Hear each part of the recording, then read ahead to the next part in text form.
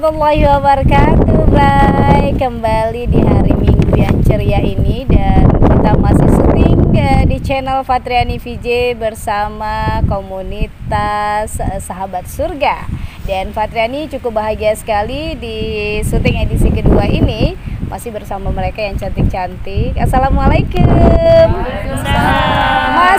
Masih semangat ya? Masih semangat, baru season kedua, belum lagi season berikutnya ya. Dan yang mereka nggak bosan-bosan kayaknya ya.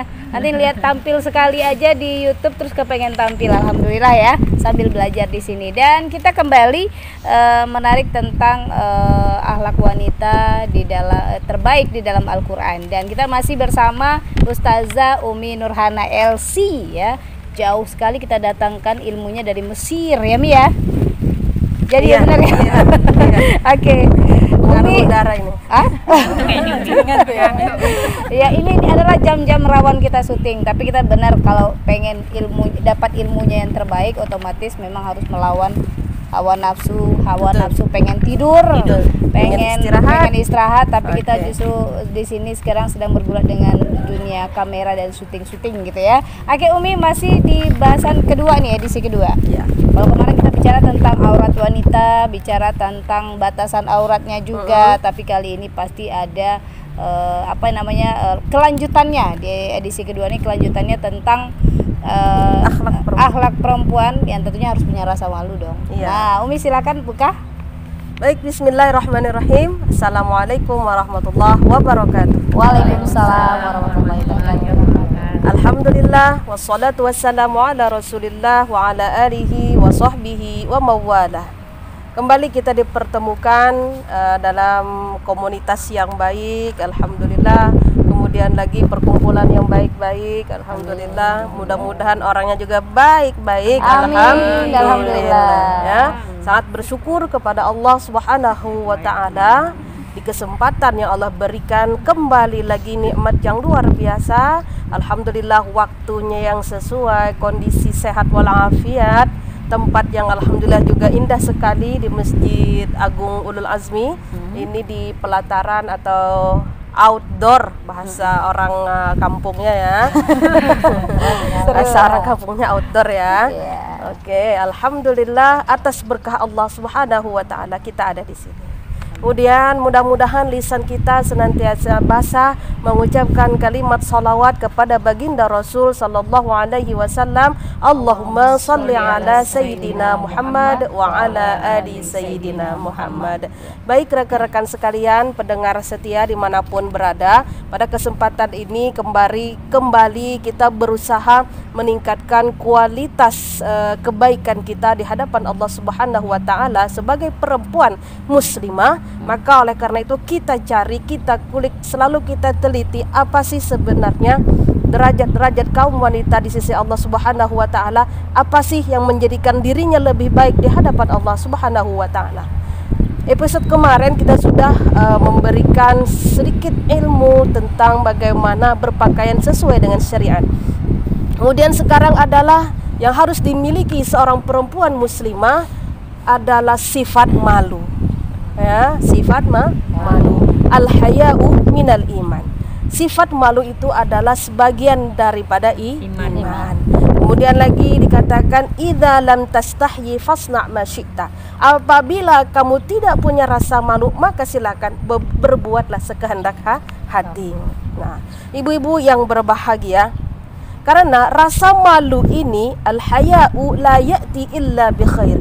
Rasa malu ini tidaklah dia akan mendatangkan kebaikan. Maksudnya ketika kita mempunyai rasa malu, maka kebaikan-kebaikan itu akan datang. Ini bukan malu berbicara, bukan, ya? Bukan malu berbicara, bukan disuruh ngaji malu. Nah, bukan itu ya. Kemudian lagi misalnya ayah ibu bersalat malu, jangan bukan rasa malu ini. Rasa malu di sini adalah ketika misalnya dia harus menampakkan dirinya di khalayak ramai, ya. Orang tampil cantik, aduh kita pengen juga cantik deh, tapi kayak mana ya? Harus berpakaian syar'i, harus menutup aurat, harus membatasi batasan-batasan dalam hal make up, ya, yang tidak berlebihan. Di sini kita menahan diri kita untuk tidak berlebihan. Inilah namanya bagaimana kita menahan untuk tidak, dalam arti kata, mempermalukan diri kita di hadapan orang lain. Berpakaian dengan baik ya, kemudian kita bersolek bukan seminim mungkin, seadanya, menandakan bahwa kita itu perempuan ya. Dan kemudian lagi ya, rasa malu untuk apa? Selain daripada memperlihatkan segala macam keindahan pada diri kita yang seharusnya ditutup, karena itu memang diajarkan oleh Al-Quran, yang memang disuruh oleh Allah Subhanahu wa Ta'ala, adalah kita mempunyai rasa malu untuk apa? Membicarakan aib orang lain. Ya, ini dia. Karena apa?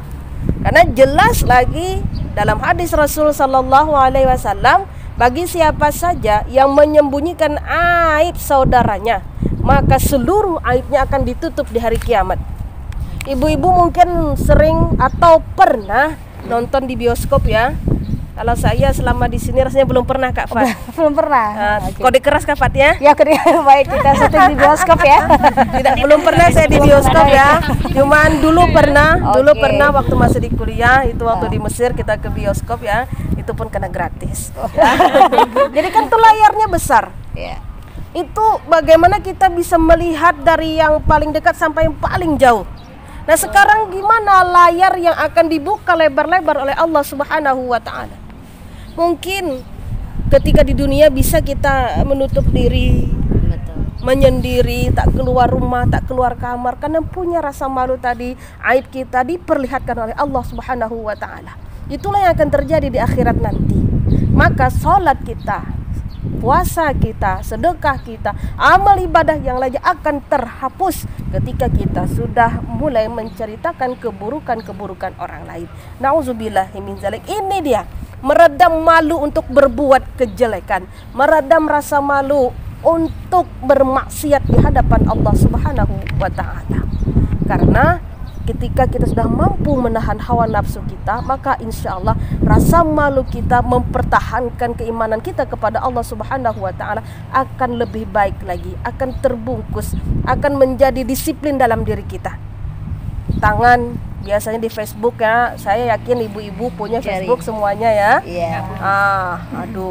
Nampak kawan baju baru, nampak kawan make up baru, nampak kawan HP baru, mulai tuh lihat si Anu pakai itu loh. Atau misalnya mentang-mentang HP baru padahal misalnya kredit katanya kan. Ada ya? Ada. Kemudian ada yang tersinggung, ternyata memang dia menyinggung orang tersebut. Hati-hati ya. Ini perilaku-perilaku yang terkadang tidak kita sadari karena sudah menjadi kebiasaan. Jadi hilangkan kebiasaan itu ya. Apalagi menahan emosi, menahan hawa nafsu, menahan energi-energi negatif keluar daripada diri kita. Tahan, karena kita harus memiliki kebaikan. Maka ditutupi dengan rasa malu.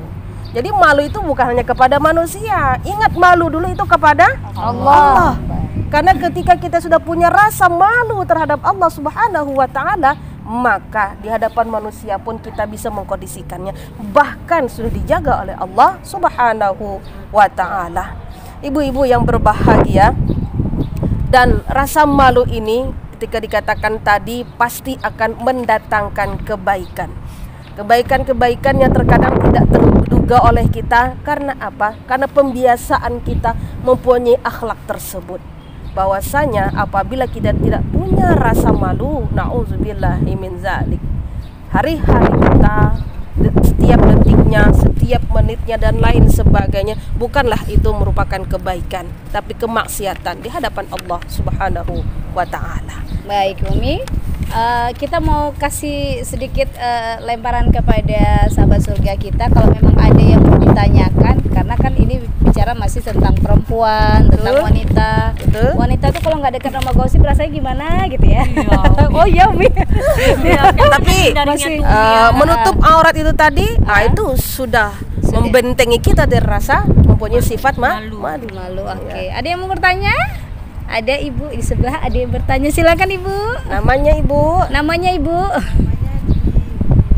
Oke, Ibu Juli. Oke, dalilnya mengenai pakaian dalil mengenai dalil Al-Quran ya mengenai kewajiban kaum perempuan menutup aurat ya. Ya Mi, kalau nggak ada dalilnya perempuan tuh suka ngeles gitu, ngeles cari ya. alasan gitu ya. Ya mudah-mudahan kita tidak seperti itu ya Ibu ya. Amin. Karena bagi orang-orang yang susah sekali mendapatkan kebenaran, menerima kebenaran itu hatinya tuh berarti Sudah ibaratnya tuh berkarat sedikit demi sedikit. Nauzubillahi min zalik ya. Yang pertama nanti ibu-ibu di rumah silakan buka ya surah Al-Ahzab ayat 59. Apa kata Allah Subhanahu wa taala? A'udzubillahi minasyaitonir rajim. Bismillahirrahmanirrahim. Ya ayyuhan nabi, wahai nabi, wahai Muhammad, qul li azwajika, katakanlah kepada istri-istri kamu wahai Nabi Muhammad sallallahu alaihi wasallam, wa banatika, dan kepada seluruh anak perempuan kamu, wa nisa'il mu'minin. Nah ini dia, dan kepada kaum perempuan yang beriman. Jadi ibu-ibu ya, ketika sudah berhijab menutup aurat berarti kita termasuk yang dipanggil oleh Allah Subhanahu wa taala. Wa nisa'il mu'minin yudnina 'alaihinna min jalabibihinna. Hendaklah mereka ya mendekatkan jilbab mereka, memanjangkan jilbab mereka, menguraikan kain mereka ke seluruh tubuh mereka. Nah, subhanallah. Dzalika adna ayyurafna. Karena yang demikian itu mereka akan mudah dikenal. Dari jauh berpakaian muslim, oh agama Islam nih, ya kan? Yeah. Kan akan mudah untuk kita tersenyum, betul? Akan mudah kita untuk bertanya karena kita sesama muslim ya. Kemudian lagi fala yu'dzaina wa kana Allahu ghafurur rahima.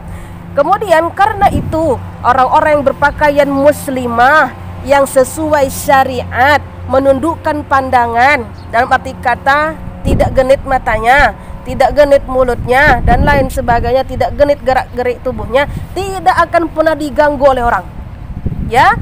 Kemudian lagi wa kana Allahu ghafurur rahima. Nah, dia adalah Allah Subhanahu wa taala Maha Pengampun lagi Maha Penyayang.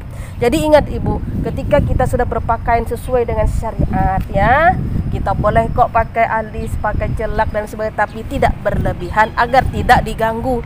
Kesalahan kita adalah sudah menutup aurat tapi ternyata masih tabarruj, berhias diri berlebih-lebihan. Itu dia Kak Pat. Satu lagi ayatnya silakan dicari nanti ibu-ibu, surah An-Nur ayat 31. Gitu. Iya. Masih ada sinkronisasinya Ada. ya. Baik. Dan kita sudah paham ya, berarti perintah untuk menutup aurat itu memang ada di hadis ya Mi ya. Ada di dalam Al-Qur'an. Al-Qur'an. Kalau udah dalam Al-Qur'an tuh joleh, nyato, wajib, haram dilanggar. Oke, baik. Dan mudah-mudahan nanti sahabat surga bisa mengaplikasinya dalam kehidupan sehari-hari. Amin, ya Dan Allah. saling mengingatkan ya. Amin, ya Tadi Allah. bercerita tentang tadi Mi tentang aib ya. Iya. Kayaknya kita mesti harus menutup aib. Kapan kita boleh menegur sahabat kita, mungkin dia ada sesuatu hal yang tidak boleh dia laksanakan, tidak boleh dia lakukan di luar, sesuatu hal yang berdampak buruk bagi dia. Kalau kita ceritakan sama orang, biasanya kita suka nih takut negur si Linda, misalnya takut negur beliau, saya curhat sama Teti gitu kan, takut gitu kan curhat, itu nggak boleh ya Bi ya? Atau langsung gitu. Baik, yang boleh kita curhati itu adalah kepada orang yang amanah, orang yang dipercaya, orang yang mampu menutup rahasia. Ya, misalnya perkara apapun itu, ya. Makanya di sini ada namanya pengadilan negeri, ya kan? Pengadilan agama. Kemudian lagi ada pengadilan yang masalah-masalah yang lainnya. Ada hakim, ya. Ada pembela, ada penasehat dan sebagainya. Nah, kalau permasalahan-permasalahan yang besar, kita boleh mengadu kepada mereka. Tentang si A begini, si B begini, boleh, karena mereka orang yang amanah. Ya, orang yang akan melaksanakan tugasnya, ya kan? Karena akan diperkarakan. Nah, bagaimana dengan kita di sini? Siapa orang di antara kita yang paling amanah, yang mampu menjaga rahasia tersebut?